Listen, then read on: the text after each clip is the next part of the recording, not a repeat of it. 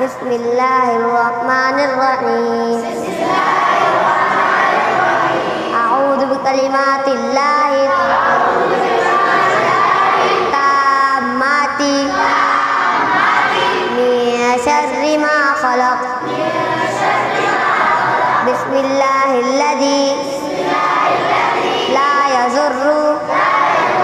مع اسمه شيء في الأرض ولا في السماء وهو السميع العليم رضيت بالله ربا